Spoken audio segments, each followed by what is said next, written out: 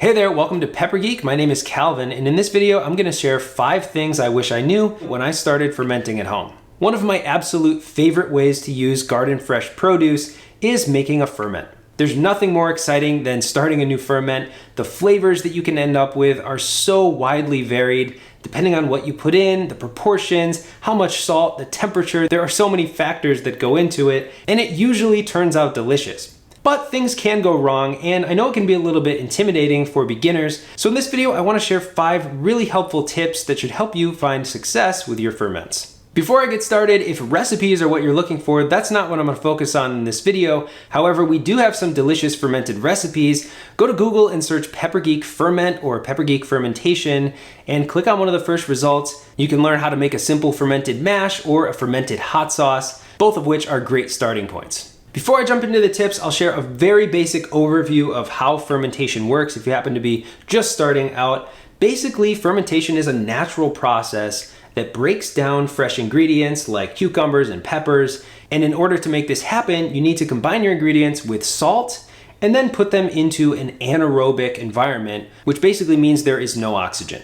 Now there are many ways to do this. I have a basic mash ferment going here, and I have a brine ferment here making some pickles. But regardless of the way that you do it, there are some basic principles that you should keep in mind.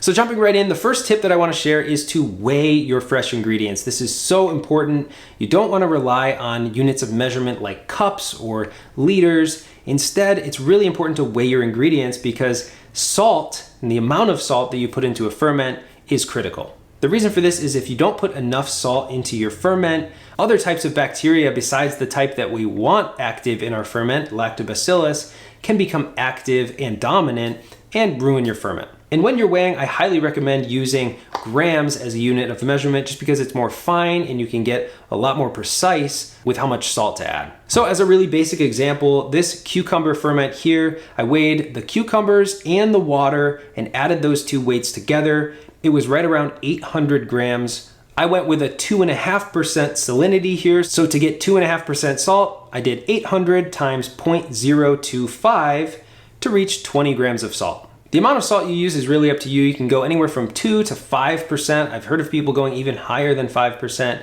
but above 2% is generally the safe range. Anywhere below that, and you're at risk for those bad bacteria taking hold.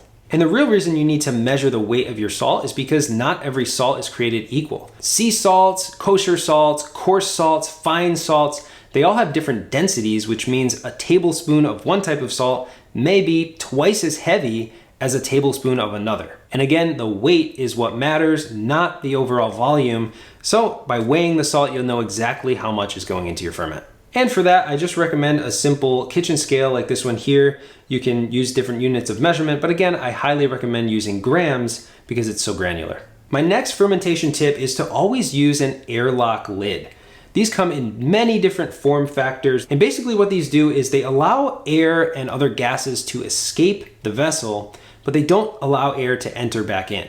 This one has a simple piece of rubber, which can easily open up if pressure builds up inside, but it automatically closes back down once the pressure inside reduces. And basically the reason you do this instead of using a normal mason jar lid is that if too much pressure builds up inside, it can explode. Nobody wants that kind of mess in their kitchen or wherever you happen to be fermenting. So an airlock lid is really peace of mind. You don't have to worry about coming through and cracking the lids, allowing the pressure to release manually. It happens naturally as the ferment goes. If you don't even want to buy anything, you don't even have to use a normal lid. In this case here, I'm just using a rubber band and a paper towel gently over the top here. The only problem here is that it is exposed to air, so air can access the top of the ferment. But in this case, I have a brine ferment going and I'm keeping everything submerged with a fermentation weight. So really none of the ferment ingredients are above the surface of that water, that saltwater brine, and so they're safe from potential pathogens. So whatever vessel you like to use, if you like wide mouth ball jars, there are many different options again for airlocks. Get yourself a nice set that is suitable to your setup and you'll avoid one of the greatest problems that can happen, an explosion. My next fermentation tip is to pay attention to the temperature. After years of experimenting with ferments, I've discovered that temperature plays a huge role in the overall flavor profile of the ferment. I've always known that temperature plays a role in the rate at which ferments take place, The colder it is, the slower the ferment is going to go. The warmer it is, the faster fermentation happens. But I didn't know that there was sort of a sweet spot that should be targeted for your ferments. And the sweet spot is somewhere between 60 and 70 degrees Fahrenheit. Any cooler in the ferment really is going to slow down significantly, and any warmer than that and the flavors can really become unpleasant, sort of fishy, and it can lead to that ferment going to waste.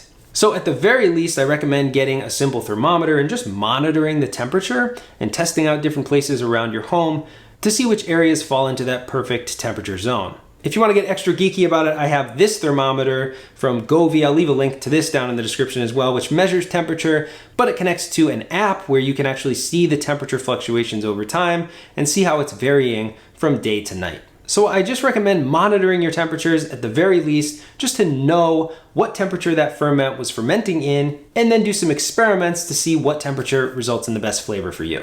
Before I move on to the next tip, I wanted to mention an article I've linked down below which has some frequently asked questions about fermentation, like how do I stop my ferment and how do I know my ferment is done? If you're interested in that, click the link down below. My next tip for fermentation is one I'm still struggling with, and that is to leave enough headspace in your ferments. Headspace is the distance between the top of your ferment and the top of your jar. What happens when fermentation starts is the mixture will expand as CO2 is released from the fermentation process. If you don't leave enough space when you first make your ferment, the result can be overflowing. That liquid inside can overflow and make a huge mess wherever your ferments are, which is why I have them in these containers here, and I usually do put them in containers. You never know how active a ferment will be. But to be on the safe side, I always recommend at least 1 full inch of headspace, regardless of what you're fermenting and what size container it's in.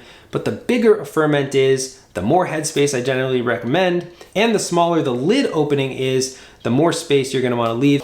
On the flip side, you don't wanna leave too much headspace because then the top layer of your ferment will be more vulnerable to things like mold. Another thing you can do to sort of avoid this if you didn't leave enough headspace is sort of tamp down your ferments. They will start to show pockets. Again, that's CO2 releasing from the fermentation reaction, and you can just sort of close those air gaps by tamping it down gently, and that will release that air through your airlock lid, hopefully you're using one, and will bring your ferment down into the jar a little bit further. And using a simple bowl or plastic container to keep your ferments in to collect any of that overflow is a great idea.